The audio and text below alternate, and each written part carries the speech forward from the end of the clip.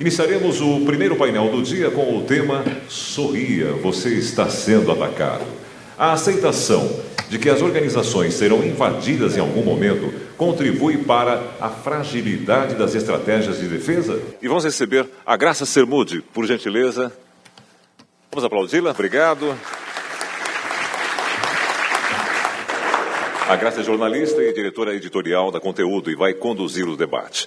Convidamos também a especialista em segurança cibernética e consultora empresarial em TI, Francimara Viotti. Por favor. O Information Security Officer na Bigrob do Brasil, Igor Gutierrez. O gerente de inovação em segurança no Bradesco, Marcelo Câmara. O Legal Security Officer na Ambev, Paulo Watanabe. E convidamos também ao palco o Cyber Security Specialist da Symantec, Diego Almeida.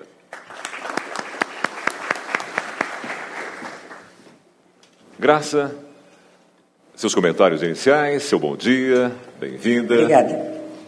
Bom dia a todos. Obrigada pela presença de vocês desde ontem.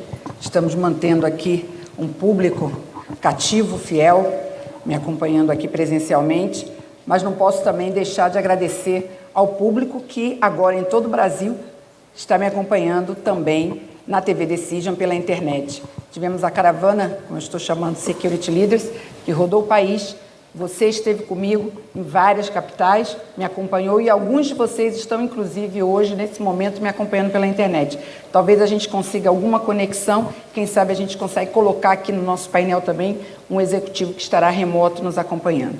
Bem, eu vou falar pouco sobre o tema, porque a abertura do tema já foi feita brilhantemente pelo Mandarino e também pelo Paulo.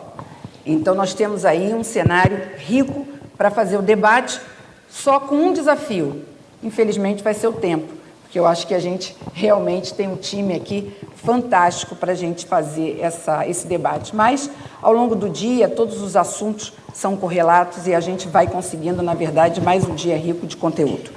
Eu gostaria de dar início a essa primeira fase do nosso painel, convidando os participantes que estão aqui representando organizações em diversos setores, indústria, finanças, governo, varejo, que atuam nas áreas de segurança da informação e estão vivendo essa realidade que a gente colocou, pressionados principalmente pela questão negócios, inovação tecnológica, eu acho que são, e crise, que ontem alguém me corrigiu e falou, inclui a crise nessa trilogia, e a crise em alguns setores bem crítica. Então, pressionados por isso, mas tendo que manter uma segurança, como a gente discutiu ontem, disruptiva, bimodal e outras novidades. E o foco principal, eu gostaria muito de trazer para essa brincadeira que a gente fez, Sorria, você está sendo atacado, que é avaliar como as empresas reagem hoje aos ataques. É avaliar o momento. Esse momento pode ser curto, pode ser longo, os efeitos, então eu acho que a gente precisa aproveitar esse time para falar sobre isso. Vou começar com você, Marcelo. Como a gente reage, na sua visão, ao ataque hoje? Como é que você acha que as organizações deveriam reagir a esse momento crítico? O tema é bastante interessante, o jeito que foi colocado, até porque mostra que, e a gente pode visualizar dessa maneira, a gente tem várias facetas em cima do ataque, da segurança, nem tanto do Sorria, né? Mas eu conheço alguns profissionais de segurança que adoram quando são atacados, porque é o momento que ele tem de estar no palanque, estar na luz do holofote, né? Não é por aí que a gente tem que ir, a gente tem que ser mais maduro do que isso e ver com sinais de melhoria sempre. A gente vai falar de crise aqui, é um momento importante da gente ver essas situações. O Paulo, o Mandarino cobriram lindamente já o tema, e a gente pode pontuar algumas coisas, porque está tudo lá. Se vocês virem o que eles falaram, está tudo ali. Né? E esse momento de crise, esse momento em que você está sendo atacado, é o momento que a gente tem que tomar maior cuidado agora. O Sorria, você está sendo atacado, mostra também o jeito que a monitoração vira contra a gente, né? O segredo hoje em dia não é você prevenir, como foi falado, é a gente monitorar, e quando você está sendo atacado, você está sendo monitorado. É um dos pontos que a gente pode cobrir para a gente abrir o painel. Está ótimo. Francimara. Bom dia a todos. Obrigada, Graça, pelo convite, por estar aqui de novo com vocês no Security Leaders. Como o Marcelo falou, né, o segredo é a monitoração, né? Foi o Paulo também falou, o Mandarino falou de uma outra forma. Eu sou mineira, lá em Minas a gente fala que o olho do dono é que engorda o porco, né? Se você não ficar olhando, você não vai conseguir se proteger. E achei muito interessante, o Sorria, você está sendo atacado, porque Sorria, você está sendo filmado. Outro dia eu vi uma empresa que ela disse o seguinte: você não está sendo filmada, que nós todos acreditamos que você é honesto. Olha que lindo, achei tão bonitinho. Eu até queria que isso fosse verdade, né? Porque, na verdade, o Sorria, você está sendo filmado, não é só contra você estar praticando algum ilícito, mas também te defender em caso de que você sofra alguma coisa. E o Sorria, você está sendo atacado. Eu acho que a gente tem várias coisas para discutir aqui, mas, com certeza, é a monitoração, é o olho do dono que vai dar condição da gente responder de forma adequada a essa realidade que a gente está vivendo. Paulo. Bom dia a todos. Obrigado, Graça, né, pela oportunidade novamente de estar participando do Security Leaders. Do meu ponto de vista, sobre o Sorria, você está sendo atacado, eu acho que é fundamental você monitorar todo o seu ambiente, mas também eu acho que é fundamental você ter a organização para entender o quanto aquilo é um incidente e como agir, né? Você tem uma série de mecanismos que te ajudam na monitoração, te dá várias visões, várias perspectivas, só que quando acontece o ataque, o que eu vou fazer? Primeiro vou fazer aquilo, ou vou ver só a monitoração? Eu acho que o fundamental é você ter uma organização em relação a todos esses incidentes, até mesmo saber se realmente você está sendo atacado, envolver pessoas que a gente chama de key users para ajudar a entender, a avaliar o impacto do ataque e depois sim decidir o que será feito. Monitoração é fantástico, te deixa com a informação na mão, você tem tudo online, mas se você não tiver uma organização, um planejamento de como fazer, o que fazer naquela hora, eu acho que você vai ter muito mais informação do que ação. Você vai ter muito mais falta de decisão, perda de tempo. Às vezes, o tempo para você, dependendo do ataque, é crucial, né? No momento que você está sendo atacado, você pode ter lá a sua fábrica inteira sendo parada, desativada, ou simplesmente você pode ganhar tempo em fazer uma única ação direcionada junto com todos os key users e eliminar isso de uma vez. Então, eu acho que é fundamental a organização em conjunto com a monitoração. Perfeito. Igor. Eu poderia até mudar aí o tema, né? Sorria, você está sendo atacado, para comece a chorar, né? Você está sendo atacado. Pois alguns já falaram, não, mas peraí, eu tenho que sorrir, eu tenho que chorar, porque de fato tenho que rezar, né? Tem vários verbos aí que podem Tem vários adjetivos, né? Vários adjetivos e verbos, né? E ações aí. Muito bem, então esse assunto, esse tema, ele é bem antigo, porém ele evoluiu tanto que mudou até mesmo alguns conceitos e questionamentos que as empresas fazem, né? E um deles não é mais se eu vou ser atacado, mas quando eu vou ser atacado. E a principal fonte aí que podemos começar a combater de forma mais eficaz, né, essas falhas, é o que eu gosto de investir muito, que é a Cyber Intelligence. Então, acho que o que vai ser discutido aqui nesse breve painel, eu tenho certeza que poderá contribuir, né, a troca de experiências aqui, para que possamos, pelo menos, preencher uma das lacunas que talvez ainda estejam abertas em nossas empresas, né? E a gente vai começar a entender que, se falando de CIRT, resposta a incidente, por exemplo, que é mais fácil e é melhor eu agir num ataque falso do que eu falhar quando precisar agir num ataque autêntico. Temos já a conexão, podemos... Então, vamos ter nesse painel, que bom, a contribuição de um dos executivos esteve comigo na minha caravana Security Leaders. Nós já temos a imagem?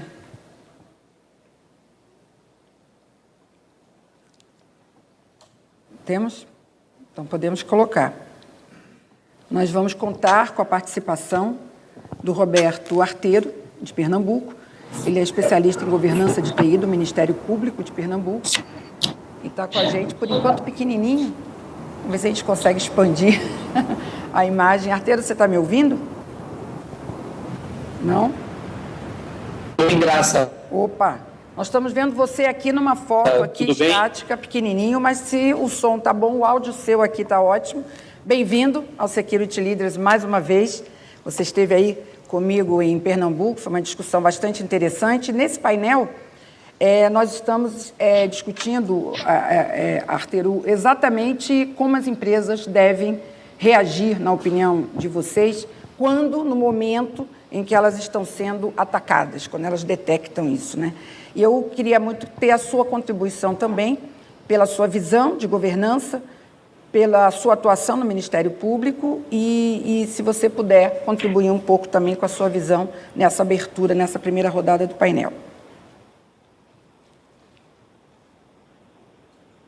Ok, bom dia a todos aí, né? É um prazer estar participando mais uma vez. Agradeço aí a Graça, o pessoal da organização do Security Leaders.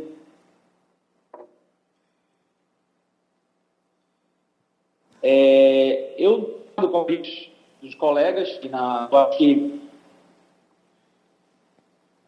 aquela velha frase, né? Ataque inevitável, relato. Estamos com um probleminha aqui. Preparação, pronta detecção e resposta. Vamos desconectar depois, quando melhorar o áudio a gente retorna, porque senão a gente compromete o andamento aí. Não tem problema. Daqui a pouco a gente retorna. Ao vivo é assim, né? Às vezes funciona, às vezes não. Ontem a gente conseguiu todas as inserções, foram de Porto Alegre, BH, se não me engano.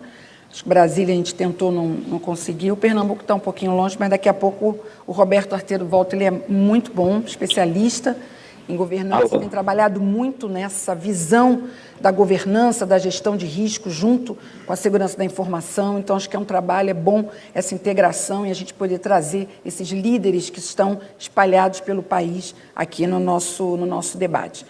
Antes de passar para vocês, já com os comentários aqui, só fazendo um resuminho rápido, espero que não estar errando, o Marcelo relacionou a questão do monitoramento, a Francimara reforçou isso. O Paulo acrescentou um elemento que é uma estratégia de ação, uma organização prévia, né? Durante o ataque ela é importante.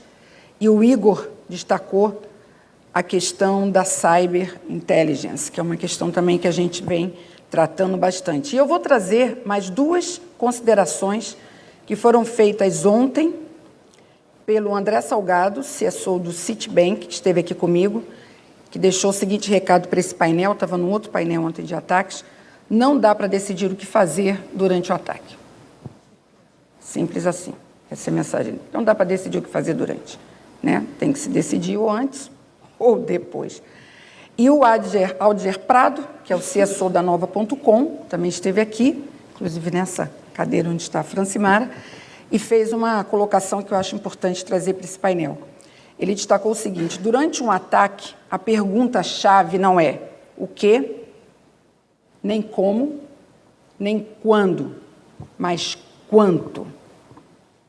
Então, são algumas colocações que eu acho importante já você comentar um pouco. Monitoramento, cyber intelligence, preparação e essa mudança da visão, que tem um pouco a ver com aquilo que a gente falou: eu vou ser atacado.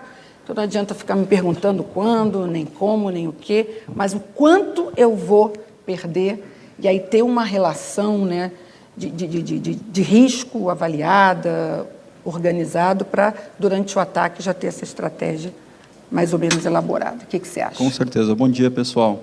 Meu nome é Diego, eu olho para a área de Cybersecurity da Symantec na região de América Latina, e foi interessante a gente ter a participação do painel do Mandarino antes, porque ele trouxe uma perspectiva governamental que tem uma importância muito grande para a Cybersecurity, né? E quando a gente olha o ponto que o Paulo citou de preparação, além da detecção, o ponto do Igor em relação à inteligência, a gente pode fazer alguns paralelos aí com os três pontos que foram citados, né? O Mandarino fez algumas comparações com empresas aéreas e aeronáutica e etc., né? Hoje, a gente faz a nossa defesa, e quando a gente compara aí com as empresas aéreas de uma forma muito interessante, né? A gente contrata pessoas para fazer a defesa da empresa, baseado em conhecimentos que estão ali no papel. Certificações, um currículo, às vezes uma recomendação, né? E aí eu pergunto aqui se alguém talvez aqui viajou de avião nos últimos 6 meses, se por acaso o piloto do avião só tivesse lido o manual de operações do avião e ele não tivesse nunca utilizado sequer o Flight Simulator, vocês entrariam nesse avião com esse piloto? Possivelmente não. E é dessa maneira que a gente está fazendo a detecção e a preparação de várias pessoas de segurança da informação, baseadas no manual de produto, sem expor essa pessoa necessariamente a um ataque, para que ela saiba reconhecer esse ataque e conhecer as técnicas para daí saber por onde ela deve começar a identificar uma possível informação que vai levar, de fato, a fazer o bloqueio, fazer a remediação ou mensurar o quanto isso custou. Agora, quando a gente fala em inteligência, é interessante a gente olhar esse aspecto, né? A gente, então, fez o nosso plano de detecção. Colocamos todos os detectores de fumaça possíveis aqui no prédio. Só que quando a gente não utiliza dessa inteligência, é quase como se a gente tivesse com a sala do lado pegando fogo, mas a gente só vai olhar para o nosso detector aqui. A gente não está informado sobre o que está acontecendo ao nosso redor. Então, consumir inteligência é vital para que a gente se antecipe ao disparo desse meu sensor de incêndio. E aí, quando esse sensor de incêndio disparar, e aí eu adiciono um terceiro ponto aqui, a gente falou de detecção, a gente falou de inteligência, e aí agora a parte da resposta. Ok, sei que está pegando fogo do outro lado. Comecei a jogar água aqui nas paredes para que o fogo não chegue até mim. E se ele chegar, para onde eu corro? O para onde correr é o fato que hoje muitas empresas ainda não evoluíram. E a gente observa, e olhando para a América Latina como um todo, isso não é um aspecto simplesmente Brasil. Esse é um aspecto América Latina, e a gente vê que fora do Brasil, um drive vem muito forte justamente do governo. Por quê? A gente tem casos aí famosíssimos que nos ajudam sempre a explicar a segurança da informação para qualquer pessoa. O caso da Target sempre é citado em todas as apresentações de segurança da informação. Qual é que é o real problema de um caso como esse? O custo que isso gera. O custo para a imagem da Target, talvez eu, quando for para os Estados Unidos, não vou ter tanto problema de comprar com a Target. Agora, o custo que a Target teve em relação a pagar para a Visa e para a Mastercard a reemissão dos cartões, porque lá ele pode processar, a Visa pode remitir o cartão de graça para o seu cliente, mas ela pode ir atrás da Target. E a Target, por sua vez, pode ir atrás da empresa do ar-condicionado que tinha uma brecha no seu sistema e que permitiu chegar até o POS. A nossa cultura em relação à parte até mesmo jurídica, não digo falta de leis, mas eu digo talvez uma falta de execução mais ágil, nos permite que hoje a gente passe um pouco em branco nesse aspecto. Enquanto a gente tenta voltar com a conexão do arteiro lá de Pernambuco, a minha equipe está preparando aqui, queria voltar para vocês. Existe hoje, a gente já fez uma reportagem na RISC sobre isso, uma discussão em relação a essa questão do período, do ataque em si, né? E nós já tivemos especialistas dizendo, no momento em que as empresas começam a considerar que o ataque é inevitável, em muitos casos ela fragiliza a estratégia de defesa. Isso é uma questão. Isso é um conformismo que não cabe na área de segurança da informação. O que vocês acham disso? Essa é a primeira questão aqui do nosso painel que eu já queria ouvir a opinião de vocês. Francimara já se posicionou, depois o Marcelo também, pelo visto, quer falar sobre isso. Você acha que fragiliza, Francimara? Eu acho, Graça... Está funcionando? Está funcionando. Eu acho assim, eu sempre gosto de fazer esse paralelo desse mundo, até foi dito aqui hoje, de a gente não tratar essa dicotomia mundo natural, mundo virtual, né? É uma coisa só. E eu acho exatamente isso, as coisas, do jeito que elas acontecem aqui no mundo natural, elas se repetem no mundo virtual, tanto que você pode cometer qualquer crime do mundo natural no mundo virtual. Inclusive matar pessoas, dependendo do sistema que você atacar, fazer um cyberterrorismo real. Então, eu acho assim, a gente na vida real, você não deixa de pôr alarme e essas coisas no seu carro, porque todos os carros são roubados em um momento ou outro. Eu costumo brincar que o ladrão, ele é um cara que gosta da lei do menor esforço. Se ele pode roubar um que não tem, para que ele vai gastar tempo, esforço e tecnologia para quebrar uma barreira de segurança? Voltando um pouquinho só na questão do motivo do que eu falei da monitoração, a questão do ataque, a gente, quando fala na monitoração, quando eu disse o olho do dono, eu estou querendo dizer um processo inteiro de acompanhamento da sua realidade, de identificar, participar, inclusive, dos chats que estão os bandidos, a gente também estar lá para ver o que eles estão planejando. Eu lembro quando eu estava no banco, e tinha um banco que ia adotar uma política, uma ferramenta de segurança para autenticação, e o meu pessoal do time de resposta a incidente chegou e disse para mim, os caras já avisaram, vai dar água, eles já estão prontos para atacar essa nova solução. E não deu outra, o banco lançou o sistema de autenticação e a gente acompanhou os clientes deles sendo fraudados. Não está representado aqui o banco, tá, gente? Vou explicar. Então, assim, essa questão de eu vou ser atacado, você tem que trabalhar a sua estrutura de segurança, seu sistema de gestão de segurança, sabendo que vai, mas exatamente por isso, buscando todas as ferramentas para dificultar o máximo possível, porque era também uma coisa que a gente sempre percebeu no sistema financeiro. Você acha que não fragiliza, na verdade? Não, pelo contrário, eu acho assim, se vai atacar, eu reforço aqui, porque ele ataque do outro lado, não ataque comigo, entendeu? Porque ele vai buscar o menor esforço. E ataque, gente, custa também para o outro lado. Ele quer ter um melhor retorno do investimento dele. Então, ele vai buscar quem estiver mais fragilizado, com certeza.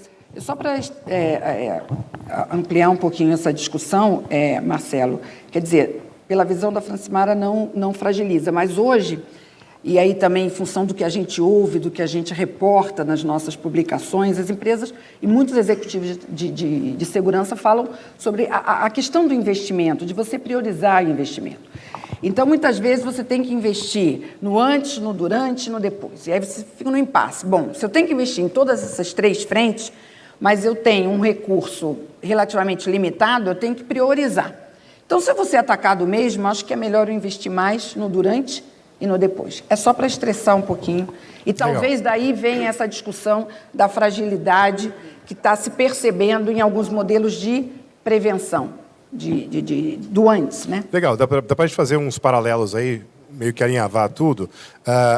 Concordo, primeiramente, que não fragiliza, pelo contrário, fortalece, né? A gente saber que vai ser atacado, talvez não saiba como, mas a gente tem que se preparar. É questão de monitorar, de preparar para poder responder, como o Paulo mencionou aqui. Mas a gente tem essa questão de investimento. Onde que a gente vai apostar as fichas? A gente não tem histórico ainda. Como o Paulo comentou, a gente está muito aprendendo a fazer essas coisas. É muito recente. Assim como os nossos pais não eram plugados para ensinar a educar a gente, os nossos chefes não são plugados. Provavelmente, se foram plugados, foi em cabo coaxial, né? Aquela coisa um pouquinho mais antiga do que a gente está acostumado. Então, é difícil isso. O investimento vem de lá, vem dos chefes, vem da empresa. Historicamente, também o Paulo mencionou no gráfico, as reações da segurança, seja de segurança, seja de privacidade, seja o que for, vem depois de um fato, depois da porteira arrombada. Então, o investimento vem a partir daí. E essa inconstância de investimento é um problema para a segurança como um todo. A gente tem que aprender a investir melhor e a gente não sabe investir porque a gente não tem métrica, não tem atributos históricos para a gente poder medir, saber onde que a gente vai investir, em qual momento, em qual segmento, em qual abordagem. Eu quero fazer um paralelo também com o que foi mencionado aqui e fazer paralelo com a crise, né? Foi falado que a gente não pode tomar decisões durante a crise. Eu discordo parcialmente dessa visão. Se a gente chegar no nível de maturidade melhor possível, a gente pode sim. Claro que a gente tem que tentar não precisar tomar qualquer decisão durante a crise.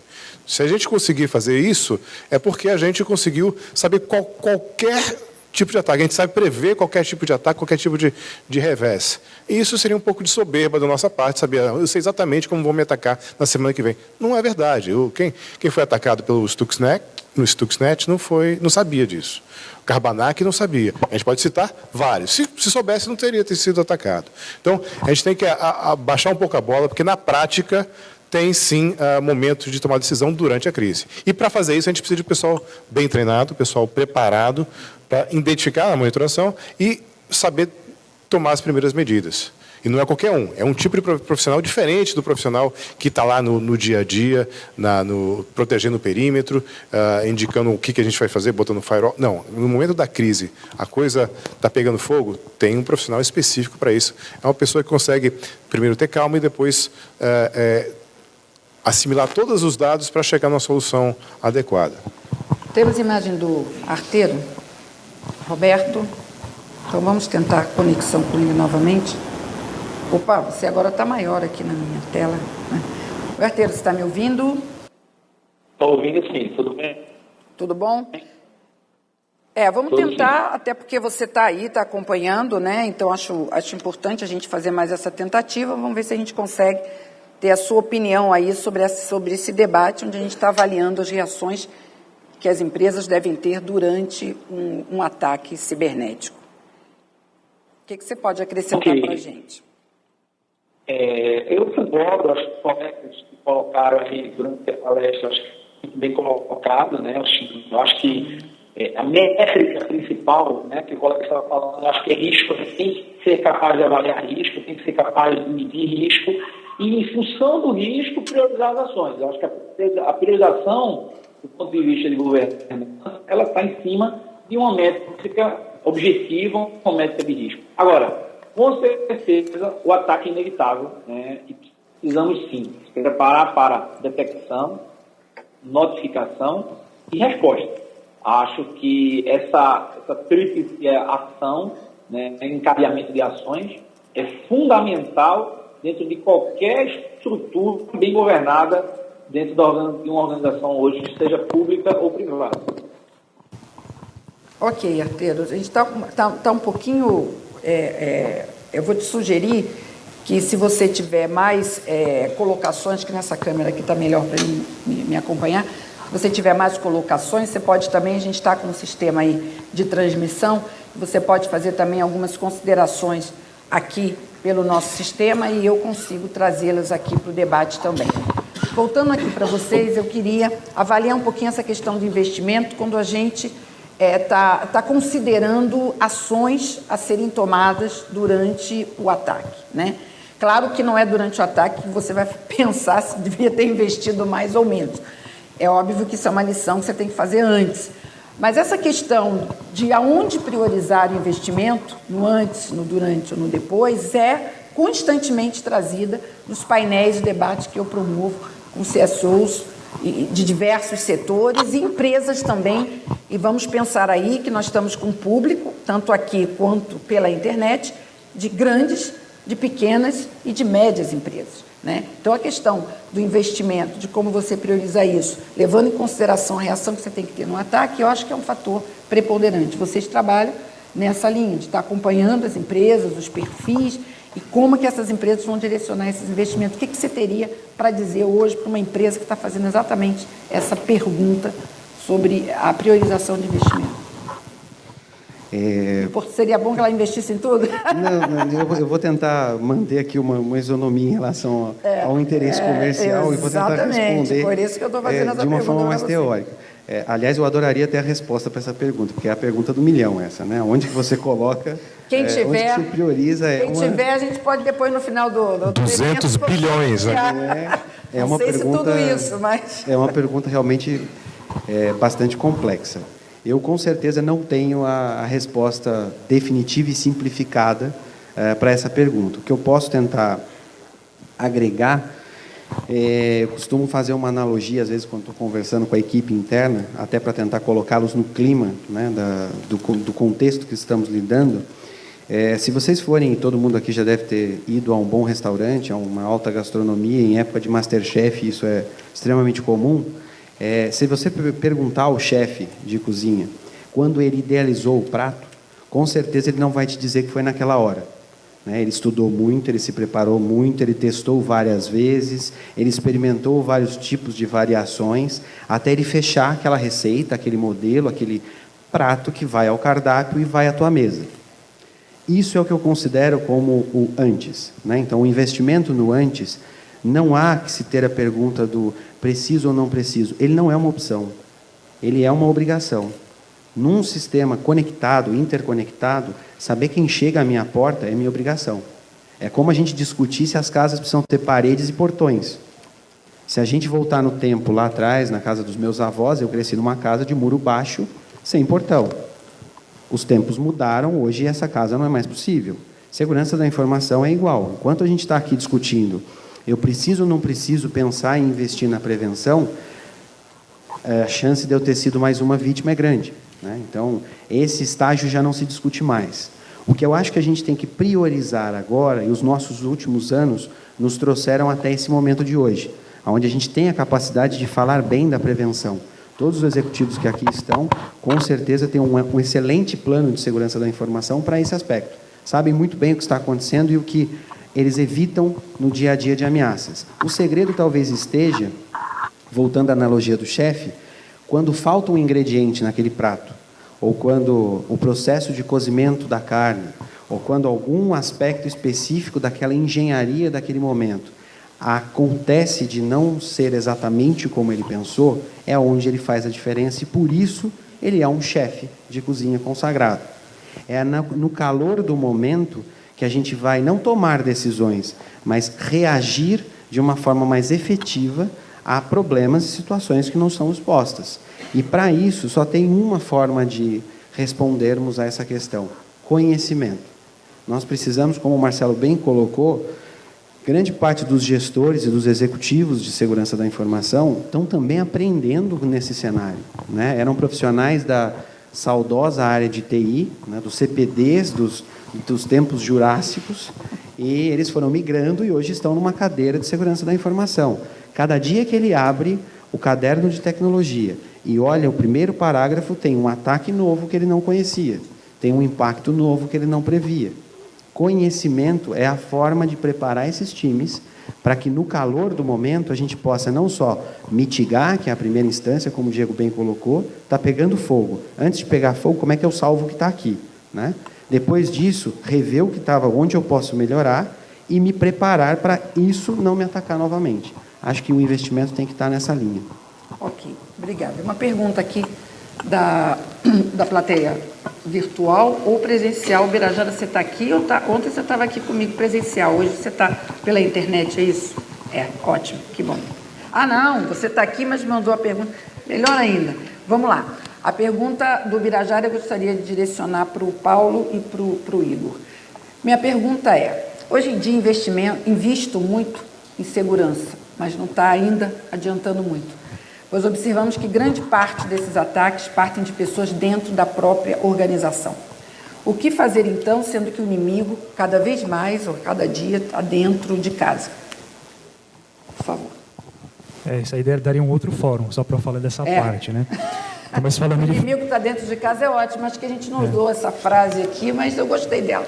Obrigada, Birajara, pela contribuição. Então, só para contextualizar a fragilidade com a parte da crise e a pergunta dele, infelizmente, se a nossa empresa não é uma instituição financeira, não opera cartão de crédito e não faz parte do governo, o nosso investimento é diferente, porque a gente não tem a obrigatoriedade de estar compliance com algumas normativas e regras. Então, a gente vai trabalhar com o investimento que nós conseguimos. Então, a fragilização, infelizmente, dentro dessas empresas privadas, elas têm duas vias. O que é fragilidade que a equipe de segurança da informação entende para o ambiente, e a fragilidade que o corpo executivo, que de fato libera a verba, entende. Infelizmente, nós temos que ser vendedores dentro da empresa e fazer a fragilização.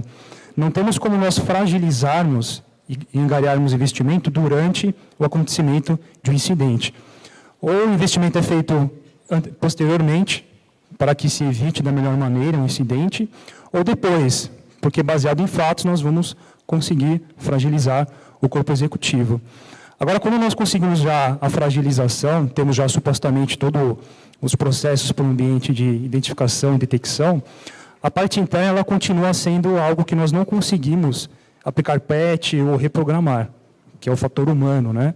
Mas nós conseguimos sempre mudar a cultura. A única forma de nós evitarmos, ou pelo menos eliminarmos esse risco, é imputando partes jurídicas nos contratos de trabalho, utilizando algumas sanções das leis SLT que nós temos, demitindo por justa causa, mas tudo, obviamente, bem claro para todos os funcionários e utilizando até mesmo a análise comportamental, que até é um artigo que eu escrevi no passado, que você pode fazê-la com pouca tecnologia ou nenhuma, onde por meio de poucos logs a gente consegue identificar o comportamento do usuário, se ele tem uma tendência de ser alguém malicioso ou que está participando de algum conluio dentro da empresa, ou se apenas ele não sabe, ele pode ser educado e é eliminado aquele risco. Mas, infelizmente, quanto a isso, a gente não tem investimento, apenas a cultura, né? Obrigada. Igor, uma pergunta para o Paulo, da Ambev, feita pelo Luiz Freitas, da diretoria da LEAF, que está nos acompanhando pela internet. Obrigada, Luiz, pela pergunta. Como a Ambev se prepara para novos desafios na área de segurança e tecnologia diante da convergência de cultura, pessoas e tecnologias nas novas aquisições? Vamos lá. Pegando um pouco do gancho do Mandarino falou no começo, eu acho que o fundamental é você ter o conhecimento do que está rolando dentro da sua companhia e o que, de fato, para você é importante caso você venha perder. Eu acho que, voltando também, mapeando as informações, conhecendo as suas áreas críticas, onde você vai ter a ruptura, caso tenha o incidente e que vai te provocar um dano financeiro, isso vai fazer você mapear tudo aquilo que você precisa ter, por exemplo, para quando uma pessoa que não tem o determinado perfil está lá fazendo o acesso ao sistema, ele pode ser detectado e você conseguir retirar o acesso dele. Aí volto de novo à governança. Você precisa saber o que você vai dar para o seu usuário final. O lance de você, como eu controlo isso dentro de uma corporação? Eu acho que você tem que definir o que você vai dar de acesso para cada um. Aquilo que você dá, você tem que garantir que, além de estar dando o que ele precisa fazer para o seu dia a dia, que ele também esteja limitado a fazer outras coisas que ele não deveria. Então, o primeiro ponto começa isso. Como eu faço isso? Eu preciso identificar como é o meu negócio. O meu negócio é mais crítico aonde? Hoje, por exemplo, se eu comprar uma nova empresa, o quão ele está aderente àquilo que eu já tenho em place. Então, eu tenho toda uma fase de entender, tá bom, comprei uma nova cervejaria, o que eu preciso fazer? Será que ela está adequada aos meus programas de acesso ao usuário? Será que ela está dentro de uma política de virtualização que eu considero que esteja ok? Então, tudo isso tem que ser avaliado. Então, antes de eu adquirir qualquer coisa, ou até dar acesso, eu tenho que identificar. Então, eu tenho um time que faz isso constantemente, toda essa verificação, e toda aquisição também tem um comitê de aquisição que elencam todos esses passos. E quando eu falo de organização, é a companhia toda. Então, quando eu preciso vender alguma coisa, eu tenho que estar engajando aquela diretoria aqui do meu lado para poder comprar a briga comigo e investir. Então, na organização, eu tenho que pegar de novo o que eu falei no começo, as pessoas-chaves. Quem são as pessoas que vão meter o dinheiro, tirar o dinheiro do bolso e te dar para você investir? E aí também ter toda aquela parte de estudo onde, tá bom, você vai me dar 10 mil reais, mas esses 10 mil reais vai virar 100 mil lá no final do ano. Então, tem toda essa parte de convencimento também, mas quando você traz essa pessoa para dentro da sua organização e você consegue mostrar, essa parte fica mais fácil.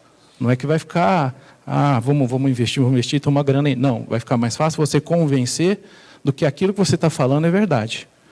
Então, de novo, as palavras-chave aqui, conhecer a informação, o Mandarino falou, entender aonde é o seu ponto fraco, para você poder, talvez, ali, investir mais, voltando ao assunto de priorização, neste ponto do que naquele, você consiga entender e investir certo, Uma coisa, não, eu estou investindo demais, eu invisto em segurança, informação, beleza. Mas será que você conseguiu mapear tudo aquilo que é importante para você?